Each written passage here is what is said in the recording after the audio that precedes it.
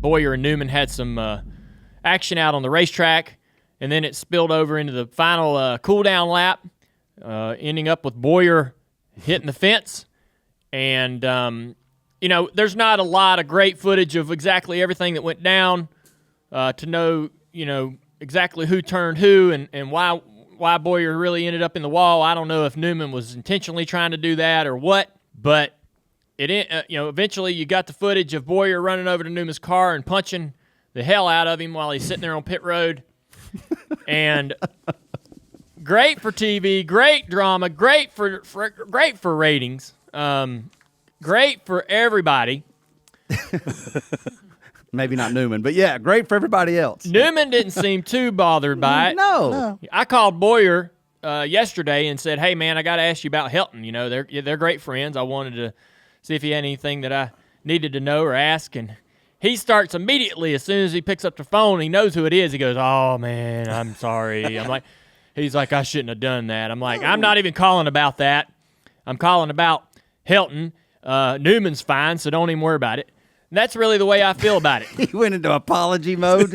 Why apologize, man? He just selling some tickets. Yeah, that's the next day. So when you do this kind of thing, your reaction to it the next day is shit. Now I'm in the middle of all this.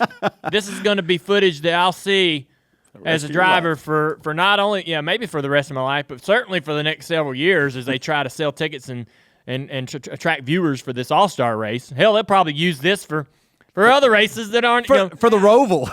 They'll probably use it for the Pocono preview. Yeah, right. Charlotte Symphony.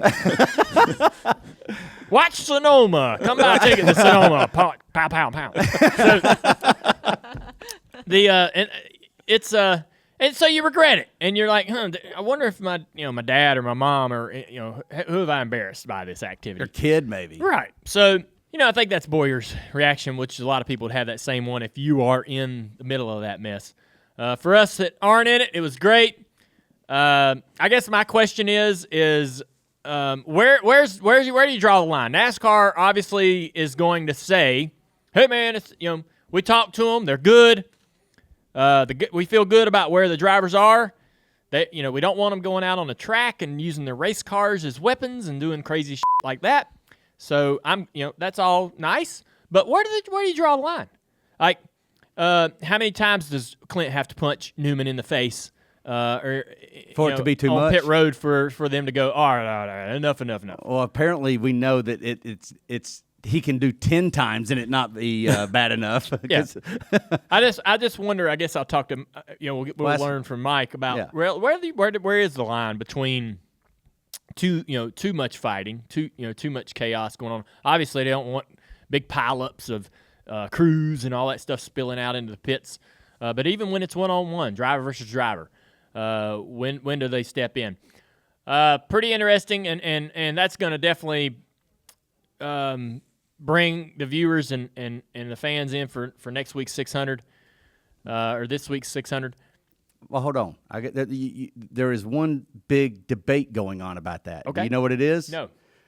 Obviously, no. Was Bowyer right or wrong for leaving his helmet on when he was doing the fight? Well, that's the thing. I don't think that Bowyer was going to take the time to remove his helmet. Right. He's going over there to hit him. He's not. He don't give a shit about his head and his helmet. He's not thinking about the rules of the fight. I mean, there was a great conversation. There was a great conversation on social media between Brett Griffin and Jeb Burton that I thought was hilarious. Oh, really? What was it? Yeah. So let's bring it up here. Give us a little bit of the timeline. It's just a couple tweets. My whole thing, and this doesn't have to be on the podcast, but my whole thing is it's like hockey. Like if it's two guys, driver, let them go until somebody hits the floor. Like a driver, you're okay if a driver gets knocked out unconscious? If somebody gets knocked out, and then intervene. Is that necessary? If somebody's down on the ground, intervene. For them to if crews are involved, it's crap. For a guy to have like head trauma, it's necessary for that to happen? You want a guy to get laid out? God. I'm not against fighting. Yeah, I mean, I fought for a lot of stuff. I'm not back in the against day. fighting either. Him going up there and punching him a couple times, but there's got to be some sort of a known. There's got to be rules. There's got to be some unspoken sort of conduct here. That's like hockey. When somebody hits the ground, you stop punching and they pull you off. Well, all right. That's code. Okay, then what's the code if you're sitting in a car and a guy's punching? That's right. I think that's ultimately like I'm against that. You're strapped in. You can't. I'm against that. Exactly. I'm against that. Yeah. Go ahead. All right. So Brett tweeted #Team Bowyer, and Jeb Burton responded, "I'll go with Newman." And Brett responded back with, "You're too young to remember 5'10" skinny Newman. If you gain 50 pounds tonight, it won't make you a badass by Monday. A country boy should know better." So Jeb responds, "Correct. A badass would let the other get out of the car." And Brett says, "If I set out to whip your ass, guess what? I'm going to whip your ass, and you can make up the rules when I'm done." Yeah. All right. Okay. That's interesting. Okay. There's a lot to unpack there. Yeah, right. So I kind of Jeb's right. If you're going to fight a guy and let him get out of his car so you can have a real fight. Yep. What was the one that comes to mind? Spencer and Kurt Busch. Spencer and the Chicken Man at St. Louis. Oh, Spencer Gallagher. Yeah. Spencer Gallagher. Yeah. Where they're rolling around. John West Townley. Yeah, Spencer Chicken John. Man. Yeah, let's have that kind of fight. Yeah. That was a fair fight. That was fair. Oh, Just no punches, but it was fair. It was hilarious. They were rolling around in the grass That's like they what were I in want. love. That's what I'd rather see with Clint and Newman. Yeah. We don't want to see no Juan Pablo Montoya and Harvick slapfest. But at the same time, my favorite part of that interaction between Brett and Jeb is Brett's, you can make the rules up after I'm done. I mean, I think, that's most in the heat of the moment when you're really pissed off and you want to go over there and you just want to take a guy and punch him in the face. You're not thinking about making it fair. You're not thinking about anybody else's reaction to how this is going down. Sure. You're just going to go over there and punch him. And deliver a message. Yeah. There was a message that he was trying to deliver. And it was not a message of fairness. It was a message of, I'm not to be messed with the way you just messed with me. Absolutely. That's what you're trying to convey. It's not taking your helmet off. It isn't like letting him out. Eventually, Newman got out. And he could have done something then. He didn't. Absolutely. And so I think Clint saw an opportunity, a very small window, to do that. And taking his helmet off and all that wasn't on his mind. Right. It wasn't intentional to leave the helmet on. It was just reactionary. He went over there to make his intentions known.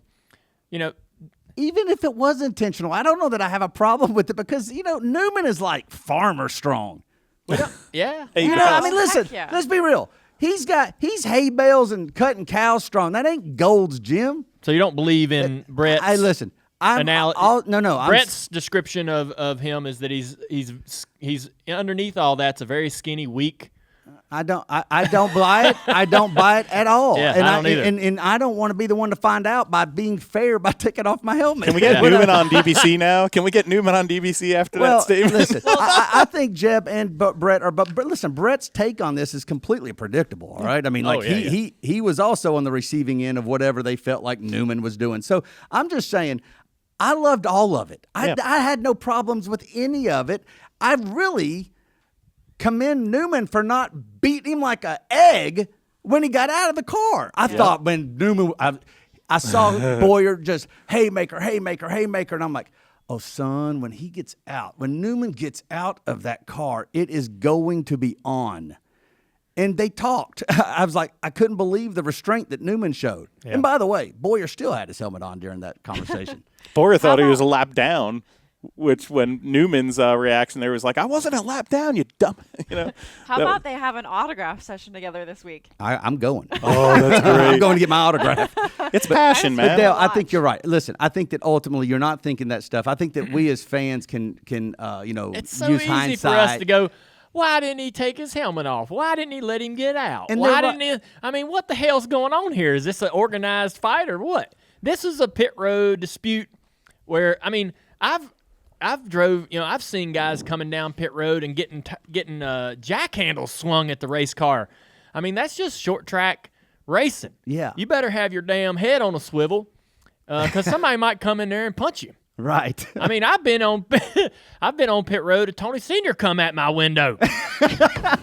Yeah, right. Who wants that? Yeah. So you leave your helmet on for that. Damn right. Is that why you always put your helmet on before you got in the car and No. always kept it off when you got out? that is not why. Okay. But Maybe it was, and it's just kind of a subliminal. keep your head on a swivel. I mean, there's no rules. But No rules. Yep. There's Oh, no so rules. there is none. But we saw. Well, I'm wanting to know when NASCAR is going to step in. Obviously, I'm glad they didn't. If a guy, if you're sitting there punching a guy repeatedly, just beating the shit out of him, eventually somebody needs to make it, get it, come to an end.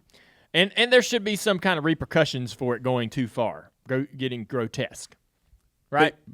But the question is, did you think it went too far? It We'll did ask not. Mike. No. You do not think it For went me, too far. I think it's fair, and what happened. I agree that they shouldn't fine them.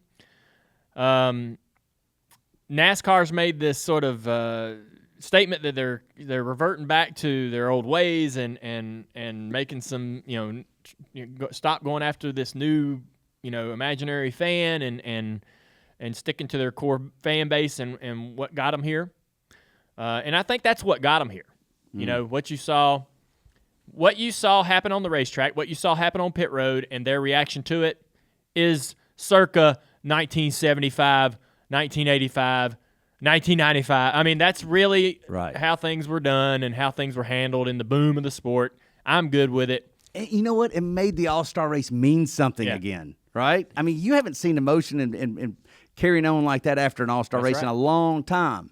That's what it's about. Yep. I liked it. More of it. More.